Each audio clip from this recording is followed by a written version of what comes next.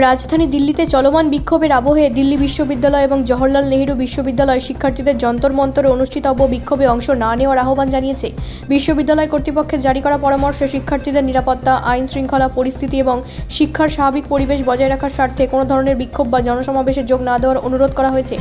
বিশ্ববিদ্যালয়গুলির বক্তব্য, সাম্প্রতিক পরিস্থিতিতে বৃহৎ জনসমাগমকে কেন্দ্র করে উত্তেজনা বা অপ্রীতিকর ঘটনার আশঙ্কা রয়েছে, তাই শিক্ষার্থীদের সতর্ক থাকতে, গুজবে কান না দেওয়া এবং শুধুমাত্র সরকারি নির্দেশিকা অনুসরণ করার পরামর্শ দেওয়া হয়েছে।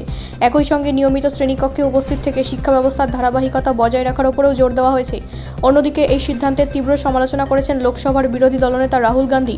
তার অভিযোগ, শিক্ষার্থীদের শান্তিপূর্ণ প্রতিবাদে অংশগ্রহণ থেকে বিরত থাকতে বলা গণতান্ত্রিক অধিকার খর্ব করার শামিল। তিনি বলেন, বিশ্ববিদ্যালয় এমন একটি পরিসর যেখানে তরুণরা স্বাধীনভাবে মত প্রকাশ ও গণতান্ত্রিক মূল্যবোধ চর্চা করে।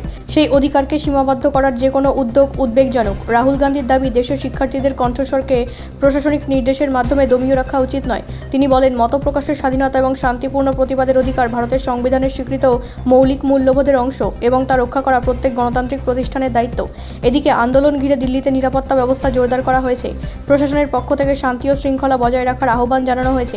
রাজনৈতিক মহলের একাংশের মতে, শিক্ষার্থীদের নিরাপত্তা নিশ্চিত করা যেমন গুরুত্বপূর্ণ, তেমনই গণতান্ত্রিক অধিকার ও মত প্রকাশের স্বাধীনতার প্রশ্নেও সংবেদনশীল থাকা প্রয়োজন। এই ঘটনাকে ঘিরে রাজনৈতিক বিতর্ক আরও তীব্র হওয়ার সম্ভাবনা তৈরি হয়েছে। ব্যুরো রিপোর্ট, রাষ্ট্রীয় প্রসার বাংলা।